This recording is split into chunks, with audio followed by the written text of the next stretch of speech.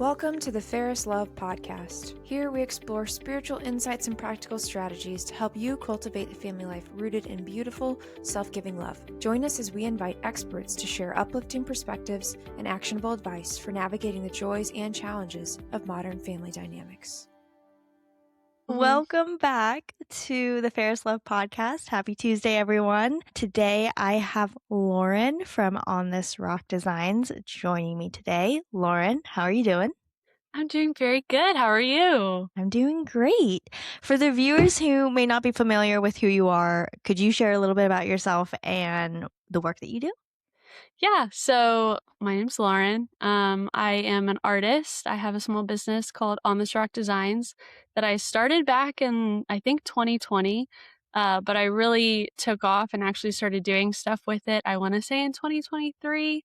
And then recently had a reel go like crazy viral and completely changed what my life looked like. And I've basically been painting full time for the last 2 months. So That's so I exciting. do Catholic saints. I have a sticker line of different Catholic designs. And I've just been being creative as a job, and it's the best. That's so fun. Do you mind if I ask, what's the history behind the name of your business? Yeah. So, gosh, it was probably back in 2020 when I was coming up with what I wanted a business to be. My parents actually made me do a whole business plan because I really wanted to make stickers. So I was like, hey, On This Rock Designs, because my favorite Bible verse at the time, and still one of my favorites, is I think it's Matthew 16, verse 13 through 14. So you are Peter, and on this rock I will build my church, and the gates of hell shall not prevail against it. And I was just every time I read that, I was just obsessed with it. I was like, gosh, the Catholic Church is so cool. And just the idea that there is a church that cannot be defeated by evil. And the Lord gave us, St. Peter and just all of the more, I guess, historical parts of the church, how it was founded and all of that was really cool to me. And it always, I want to say I cried every time I read it in high school, that specific verse, because I was like, such a gift. And so when I was kind of coming up with my business, I was really obsessed with that verse. And I was like, On This Rock is pretty cool. And since then, people have been like, what's the rock? And I'm like, well, we're Catholic, so I can tell you it's St. Peter. But yeah, that's kind of where it came from. And it just took off from there. That's really neat. I love how rooted in meaning all your work is. When did you first realize that you wanted to do Catholic art? Yeah, I want to say it was probably in high school where I was like, I want to make this a thing, because growing up, I was pretty creative, but it wasn't until high school when I was on social media and saw a lot of digital artists, people selling stickers, that I was like, I think I could do this. All I need is an iPad and then a printer and a Cricut, and I can make my own stickers, which is where the business plan came in. I was like, this is exactly this is how much it would cost. This is what I would do with these things. But yeah, I want to say it was in high school that I was like, I think I could do this myself. And then kind of once I got into college is where I took it a little bit more seriously. It's when I took my faith way more seriously. And my creativity became something more of how can I share the Lord and the church with the world, rather than me being like, I think I could do that. It kind of took a shift more into college. But yeah, I think it was high school where I said, I want to try and make this a thing. That's amazing. So when you're creating a new piece, where do you usually draw your inspiration from? Does it come from a Bible verse, or do you usually have an idea and think, okay, how can I relate it? What does that process usually look like? I say currently it comes from the saints. Since having that reel go crazy, I've been absolutely inundated with painting orders. So my day is just filled painting saints, which is the coolest thing ever. But usually when it comes to the saint paintings, I will look at ways that they are commonly depicted. I joke all the time that I could totally write a book about the way the saints are depicted, because at this point I could walk into a church with unnamed stained glass depictions of saints and be able to point out which saints are which, because I've studied so much all the depictions of them, from stained glass to old paintings to statues and stuff like that. So the saints are obviously a huge inspiration. When it's not the saint paintings that I'm doing right now, Honestly, I feel like the Holy Spirit just puts images into my head. Right now, I have this big desire to do things with monstrances. So anytime I see a monstrance or I'm in an adoration chapel or even just like painting saints, I'm over here like, I want to paint a monstrance right now. But obviously, I have a lot of paintings to take Yeah. care of. Yeah. And then also, I haven't done as much with architecture as I really want to, but I actually went for architecture for about a year and a half because I wanted to be a church architect and I was just fascinated Oh. with beautiful architecture. So I have a few paintings of churches that I really love and I really want to get back into that. I'm Mm-hmm. working on the Notre Dame in France right now and I haven't been able to do it in such a long time because I'm so busy. Yeah. But yeah, architecture is also somewhere that I can get good inspiration from. Yeah. Really beautiful. We had Ben West, who is the creative director of Tiny Saints, on Mm-hmm. recently, and love how, well, Tiny Saints, they all have their symbols, but you're so right. It's just the depiction that saints have with their symbols. It's so unique, and Mm-hmm. it's really, really cool to see how big of a role these symbols play in the depiction of saints in art. Yeah, for sure. I will add, it's going to be really interesting to see in the future how more modern saints are depicted because I look at Yeah. Saint Carlo Acutis now, and I feel Mhm. like any depiction you see of him, even the way I paint him in my paintings right now, is him with the red polo and his backpack Yeah. and the khaki pants. And I'm like, that's just from one picture that we have of him. But it'll be interesting to see how his depiction changes because I feel like at some point you're going to see him probably with a laptop or with a monstrance Yeah. like St. Clare of Assisi or any of these Mhm. saints that were really closely tied with the Eucharist. So it'll be interesting to see how all of that ends up. I've never thought about that, but that is a really, really good point. Are we gonna have Yeah. saints with iPhones at Yeah, some right? point? Especially like that was his thing was like coding and the website Mhm. development of his Eucharistic Miracles site. So who knows? He could be holding Who knows? a laptop or I don't know, computer mouse or He might something. be. He Yeah. might be. So just touching on, mentioning your post that went viral, it was a painting of a family depicting them as their patron saints, if I'm not mistaken. Was that your idea or did someone commission it? Where did that whole idea generate from?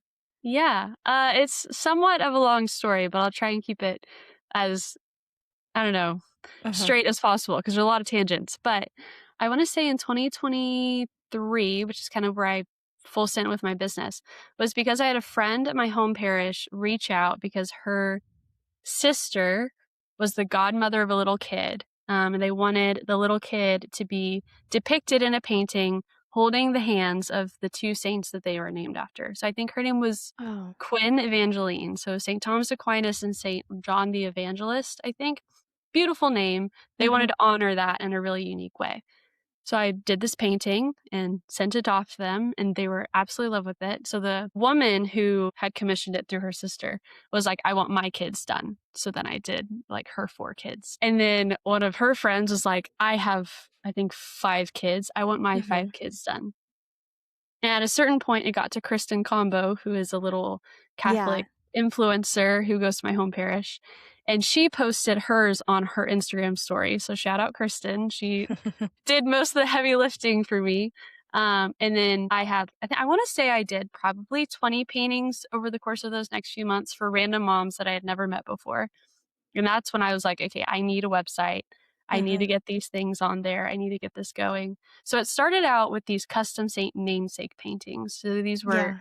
paintings with the kids in them, just that more minimalist, trendy Mhm. look of just a simple little kid holding two saints' hands, which was so fun. I did a lot of babies, a lot of like baptismal gifts. So little kids in baptismal gowns being held by the saints they were named after, which was so fun. And then at a certain point, I had people request just saints, so without the kids in them. So then that came the custom saint painting. Mhm. And then by the time it got around to this January, well, it was actually, I painted it in December because it was a Christmas gift. Um, he had met me at our church's like carnival and was like, I have this idea. Our 8th kid is about to be born. We want to show our 8 children by the saints that we named them after, and I wanted to make it as a gift for my wife. I was like, sounds good. And he was like, I can't give you the names now because the kids don't know the name of the 8th baby, but I'll send you an email. So I gave him my card. And then in December, he reached out, was like, okay, let's make it a thing. So it was commissioned by him, but the idea of the painting kind of already existed and I had done it before, just not to the level of 8 saints. Yeah. So I was like, okay, I'm going to need to make it on a bigger sheet of paper. Like, are you okay with them being close together, maybe interacting? Something I love to do is have my female saints be holding hands, or like the male saints being like arms around each other. I don't know. It's cute. But so he kind of gave me what he was looking for. And then I got that to him. And while I had been painting it, I was recording it. And I did a series. So I really don't know if it was the algorithm that helped me out or if it was the fact that my face was in the reel. I don't know what it was, but I did a series of about 5 videos painting one saint at a time. I didn't record the last 3 saints, so I just did a final reveal video with my face in it, and that's the one that got like 500,000 views. And I still don't know what happened there. But yeah, that went crazy. And then I think that was on January 17th. And since then, I think I've sold 80 paintings. So I've been You've been nonstop busy. painting, been so busy. And I feel bad because I had said at the time 2 to 3 week turnaround time, which is usually what I would do it in. But now I'm still getting caught up from paintings from the middle of February that I'm like, guys, I'm so sorry. There's just a lot of paintings. So yeah, I think that answered your question of how we got from the beginning how we to got where to we are this now. point. Mhm. Yeah. Yeah. That's amazing and so fun to see how things just take off. But also it's something that I don't think we've seen before, but it's a very approachable way to make the saints real Mhm. and show how alive they are in your family, if that makes sense. How do you think parents could introduce their children to the saints in a way that feels alive and relatable, besides obviously commissioning a painting from you? But what would you suggest? Yeah, no, that was just to piggyback off of that. That was one of the things that I think I include in the description of the painting order on my website. Is like, this is such a beautiful way to make your children understand how real the saints are and how if you are like named after a saint or if you have a relationship with a saint, they are influential in our journeys here on earth because they are, at the feet of our Lord, bringing him our prayer requests and things like that. So yeah, my paintings, totally a way to do that. But also, I think that there's so many good books these days of the stories of the saints. So whether that's a children's book that has, all the different illustrations, because a lot of, children are young, they have to learn to read, but visually they can begin to understand who the saints are. So I think children's books are a great way to do it. And then, yeah, visual, like imagery of the saints and who they are. Something that I love to see when I go to churches is parents like showing their kids stained glass windows. I feel like a lot of people forget about stained glass windows, especially in our newer churches that might not have as many. But when you're in a church that's just covered in the saints, literally through stained glass or paintings or things like that, even just walking your kids around and introducing them in a way to the saints that they're going to see every Sunday. And in a way, they can begin to recognize saints in their own way.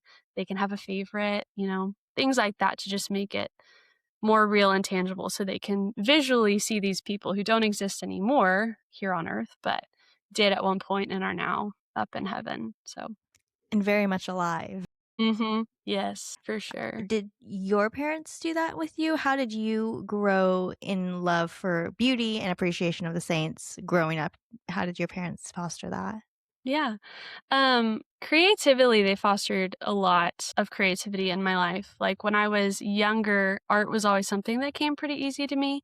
So from them, like framing my artwork and putting it on the walls to like encouraging my love of art, especially in school, my art teacher in my elementary school was very encouraging. I know I did at least 2 like competitions in elementary school as a young kid where she was like to my parents, hey, this girl's got talent. We need to like foster this and show her that she has potential here. So I remember having a piece being shown in like our school district's little art show and getting to go and stand next to my piece on the wall as like a 6-year-old and be like, I did this. So my teacher and my parents were definitely very encouraging when it came to my creativity. When it came to my faith, honestly, I think my grandmother was probably the most influential in kind of guiding me in terms of the church. She was the one who oversaw my first communion classes and was my confirmation sponsor and was just very influential in my understanding of the faith as a very personal thing and something that we do for a reason, not just because we have to. And then I want to say I intertwined my faith and my creativity on my own. I think that was something that I just decided in high school and in college that this was something that was really beautiful, and I want to paint things and I guess draw things on my iPad that have Yeah. meaning and that can share the Lord with people in a visual way. And I think in terms of beauty, that was something that has really been a recent development. My fiance is really into sacred art and specifically Caravaggio. Shout out Yeah. Caravaggio. It's some beautiful stuff. Also, shout out Seeking Beauty from EWTN with David Henry. That was stunning. We've been watching it, and beauty is just literally transcending, for lack of a better Yeah. word. It really is. Transcendental. But yeah, beauty is something that I really fallen in love with, which makes it hard sometimes to do my own art because I compare myself a lot and be like, gosh, why can't I do what Caravaggio did? But at the same time, the Lord has given me this like incredible opportunity for a reason, and there is beauty in what I make. And Yeah. so recognizing that beauty and wanting to share it and all of that has been really cool recently. Yeah, that's amazing. How do you personally, just kind of piggybacking off of your comments on beauty, how do you Mhm. personally see beauty as a pathway to encountering God? Oh gosh. Well, I mean, I mentioned it. What is it? Truth, beauty, and goodness. Truth, Mm-hmm. beauty, and yeah, something like Yeah. that. The three transcendentals. No, Yes. but beauty, I think back to my time whenever I was in architecture and we talked about like the psychology of a space. And Mm-hmm. that really, I mean, it's so obvious when you walk into a beautiful church. It's Yeah. transcendental, literally. You are transported and your sights are lifted to the heavens because of how tall it is and the beauty of the art and the architecture and everything. It just brings about a feeling and a peace and a Mm-hmm. recognition that you're in a space that is so much bigger than you are, that there is a God that is so much bigger than you are. So when it comes to architecture, that's probably the clearest example I Yeah. have. But then also, I mean, there's a reason why monstrances are beautiful. There's a reason Mm-hmm. why the vestments that a priest wears are beautiful. There's a very clear understanding of why beauty exists, and I think it's to point that there is a God who is beautiful. And yeah, having beautiful things are like really shows to us that there is a mundaneness or an ordinariness to our lives, but there is a beauty and a higher standard that we can call ourselves to because of, I guess, the beauty of the Lord. So Yeah, 1000%. And I think that, we live in a world where everything is so, how should I put it, like subjective in a sense, where everyone can interpret things differently. yes. We, I think, have lost in a sense as we've kind of fallen away from the more traditional beauty, or as more people have come in and under the guise of beauty shown things that aren't necessarily beautiful. How do you think that families can bring more beauty and intentionality into their homes in simple ways? Oh my goodness. Gosh, this is a hard question because Yeah. I mentioned I have a fiance. I am not yet married. I do not have children, but I do have dreams and visions of what my future home and my future family can look And you like. are a part of a family too. Yes, I am. I am. I currently live at home with my parents too, so it's here. Yes. But yeah, I would say, gosh, especially in terms of the faith, I think making your faith visible in your home is huge and something that wasn't represented super clearly in my house. Like we had our crosses and things like that.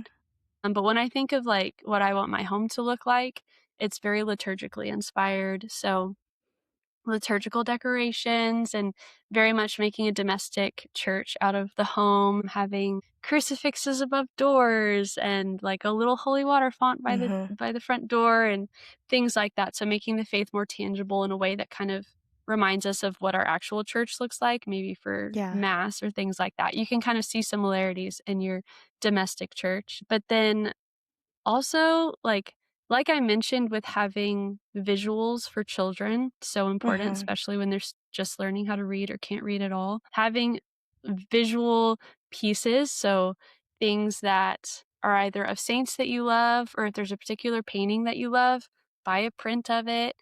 Nature, if you really love nature and you want to have that be important for your children to be able to see the Lord through nature, you can have landscapes. Just having art be depicted in your home, I think, is huge, because Yeah. children can't really read the, Hobby Lobby, trendy, live, laugh, love, make a house a home, whatever things Exactly, you yeah. can buy with words on them. But yeah, and having them be inspired by our faith is another way to be able to, you know, teach our kids the faith that we love in a very tangible way, which also kind of ties us into something that I came to know of recently, and that's the idea of oh gosh, is it Visio Divina? Yes, Visio Divina. So sacred imagery and praying through a sacred visual, like Mm. finding a painting. It's basically Lectio Divina, but with an art piece. So that's something that I would love to incorporate with my children, and helping them see beauty and praying through that beauty, whether it be a Bible story that's depicted through a painting, or even pictures of saints. That's a really good way, I think, to bring beauty into the home. That can also inspire faith. That's really interesting. I didn't know that Visio Divina was a thing. I just learned about it, and I'm really That's happy really about it cool. too. Do they give you, with Lexio, it's usually guided. With Visio, do they give you paintings, or do you go out and find them Yeah, for I think yourself? it's whatever you want. Whatever you want. That's I've really seen it neat. a few different ways recently. Mhm. Like the Lenten devotional I'm going through now has a weekly Visio Divina, and there's some prompting questions, but I think it's the same way as a Lectio Divina, where you can kind of guide your way through it yourself, just looking at the piece and then sitting and praying with it and be like, "Okay, let me look a little bit more intentionally at this detail that I noticed." Or I think especially of a Caravaggio, for example. Mhm. I know in the Word on Fire Bibles my fiance was showing me, there's kind of little bubbles where it'll blow up a certain detail and talk about it. So, you can see how the lighting is affecting a scene. Okay, well, why did the painter specifically illuminate this part of the painting rather than Mhm. another part of the painting? What are they trying to signify here? If one of the figures is holding something, like with saints, a lot of saints, Yeah. you'll see them holding a palm branch. Okay, well, they're a martyr. Okay, well, maybe we should learn more about why how they were martyred, what they died for. Their story is depicted through Mhm. how they're shown in imagery and in art. So, yeah. That's really neat. Mhm. Are there any saints who have inspired your work, especially? Any saints that have walked along with you? For sure, St. Catherine of Bologna. So that's my confirmation saint. I was a little eighth grader who looked up who's the patron saint of artists, and Mhm. St. Catherine of Bologna appeared. I really didn't know too much about her story at the time. I still don't in a way, but I know a little bit more about her. So she's kind of walked along with me in the sense of she was a creative. I'm pretty sure, wrote music and painted and wrote poetry and did all the creative things. So she's been kind of with me. And then Saint John Paul II, classic. He had a letter Great. to artists, and I wish I had more of it in my brain. But the gist of part of what he was saying in this letter to artists was about how there is a responsibility for those who have the ability to share the Lord through their art to Mhm. remind people of the beauty of God. And so, kind of tying in with the transcendental, there is we have a responsibility, if we are gifted with the ability to create beauty, to show the beauty of the Lord to the world. Yeah, So, yeah. exactly. It's so true that, as artists, you're given, as you would say, this gift to reach people, and it did reach people. Hmm. You reached 500,000 people with, Hmm. the art that you're producing, and it's not Caravaggio, but it's touching the hearts and minds of the modern world, which is, Hmm. something that we do have to adapt to in a sense in order to evangelize. So I think that's so neat. Just hearing and thinking about that, I was kind of pondering the way that the response that I've gotten from a lot of people is that they've never had the opportunity to view Saint Therese of Lisieux holding the hand of, I don't know, Saint Augustine or St. Francis of Assisi, or any of these other saints who were not in any way, shape, or form close to each other in the span of time. But they're all together up there now, and it's really cool to be able to remind people in a visual way that the saints are together, praising the Lord, bringing him our intentions, and they are interacting in a way with us and with each other, and showing them next to each other is a way to kind of help remind us of that. Yeah, exactly. And it's a beautiful way to reach people. I wanted to ask, your style is very it's beautiful and simple, and just it's unique in a sense. How did you come to decide, like, oh, this is how I want to portray the saints, or, versus, because there are just, there's so many ways to depict the art that one would do, and some people go into immense detail, some keep it more simple or minimalistic. How did you decide on the style that you wanted to pursue? Yeah, I think in a way I was definitely influenced by the trend that was 2020 and what came after it with faceless art and kind of way simplified minimalist depiction of humans. So I was definitely influenced by that earlier on. So way long ago when I was creating things, they looked like that. Fast forward to now, I wish with my entire being that I could paint a realistic watercolor face that was this big. I wish I could. I The size of cannot. a quarter. Exactly. I do not have that talent, nor do I have time. So when it comes to my saint paintings that I do now, they're definitely more minimalistic, trendy, but that serves a purpose because I don't have the time, nor the space, nor the means to sit and try and give them each a perfect face. And when it comes to me and the way that I create, if I'm painting a face and it doesn't look perfect, I hate it. And I cannot, it irks me so bad. And I have to pray with this too, because there are some beautiful pieces of Catholic art that people have loved for hundreds of years that I cannot appreciate because the face bothers me so badly.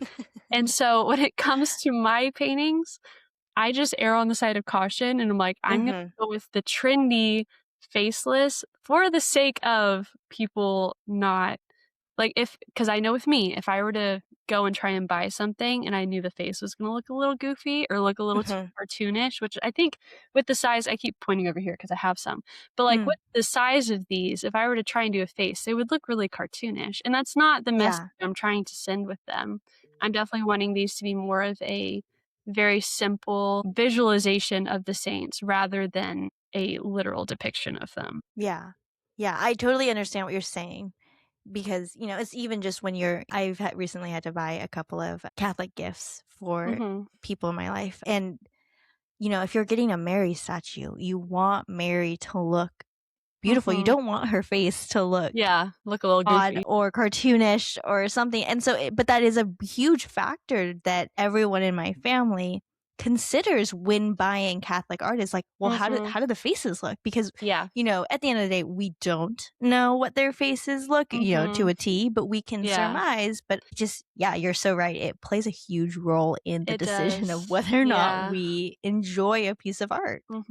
I also it's interesting how, because of the whole faceless trendy thing that happened in the late 2010s and the 2020s, I would say it makes it way more easy for people to recognize something like what I do. Be like, that's a saint. Whereas I think 40 years ago, people would have been like, where's their face at? That would have been funny.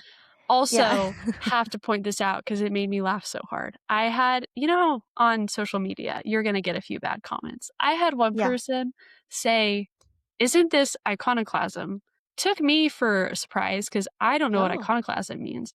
I searched it up. It was I think the origin of iconoclasm was many, many, many years ago when the Romans were persecuting Christians, or were they would basically deface statues and paintings and imageries by scratching the face off. And I was like, okay, see, I think you're coming at this from a very different view than I am right now. Perspective. I've never Perspective. Okay. I was like, I'm not, okay, listen, the faces weren't there originally. I just chose not to include them for the sake of the viewer not being like, this is a cartoon, or that face is crazy. I did not erase the faces that were Yeah, already there. Anyways, that made I me think laugh so there's a hard. difference in the creation versus the remove. Yes, I'm not destroying anything. And then one That's final funny. thing on the fact that there's no faces. I Yes. think that it creates an opportunity for people to be more imaginative in their heads with when there's a lack, they get to fill it in. So like Mhm. if I'm reading a book, I'm very imaginative. There's a whole movie playing in my brain. If I have a book with a book cover of a real life person in the movie in my brain, that character now has that face. Whereas Mhm. like with these saints, it definitely gives people the ability to be like, I can create what this looks like in my head rather than being limited, especially with saints that, you know, I think I've painted St. Augustine once or twice, and I think we still don't have a very super clear understanding of what his ethnicity was. It makes it Mhm. way easier for people to look at this and continue to envision what they already previously had in their heads rather than me influencing what I want them to see, That if that makes makes sense. sense. Gives Yeah, them the freedom to visualize things in the way that they want to. exactly. But then also, I mean, if your goal as the artist of these paintings is to give children kind of a more visual, but then also to see themselves as the Mhm. saint, giving a faceless saint also kind of makes sense in a way because you're giving children the opportunity to be like, oh, that's me, Mhm. right there. And Yeah. it's not necessarily, even if, you have a female who's named after a male saint, she's Mhm. still able to say, like, this saint represents me in Mhm. a way that is not too binding. It's a fun, Mhm. playful way to allow children to put themselves in the saint's place. Yeah. Oh, that's beautiful. I never thought of it that way. I love that. You can add that to your website. I No will. charge. Thank you. It has been so great, getting to chat with you about all this. One last question. If someone listening today wants to live a more beautiful, faith-filled life, where should they begin? Or where would you suggest they begin? Oh, goodness. An adoration chapel. Great I would answer. say, yeah. No, I love our Lord in the Eucharist and the Blessed Sacrament. And especially because I have so many images bouncing around in my head that I really want to Mhm, paint, but I can't yet. Spend some time with the Lord and let that bleed into the other areas of your life. And then mhm, if we're talking about art, would definitely highly recommend finding some pieces of sacred art or things that are even like what I do, which is more customizable, more personable to actually mhm. bring your faith to life in a visual way because we are visual beings and it's Yeah, important for us to see and recognize beauty in the world around us to help connect us with the Lord. for sure. Lauren, this has been such a great conversation. Thank you so much for taking the time to chat with us about beauty evangelization and the work that it is that you do. Where can people find you? Yeah. Well, my website is onthisrockdesigns.com. Very simple. And then my Instagram, which I'm off of for Lent, but after Easter, I should be posting like regular, is onthisrock.designs. Amazing. Great. Go check her out. Commission her maybe after Easter so that she has Maybe, a chance yes. to catch up on everything, which by the time this episode airs, it will be after Easter. Yes. So go find her, go follow her, go support her if you're able. She paints beautiful works. Um, Thank you so much for listening to the podcast. Thanks, Lauren, for taking the Yes. time. Thank you, everybody who listened. Thank you so much, Amy. Thank you for listening to this episode of the Fairest Love podcast. In 2026, we continue to share the devotion to Mary, Mother of Fairest Love. If you like what you heard on today's show, please visit our website at fairestlovefamilyproject.org, where you can find additional podcasts and other resources for families. Be sure to also check us out on social media at Fairest Love Project. Thank you for listening, and we'll catch you on an episode soon.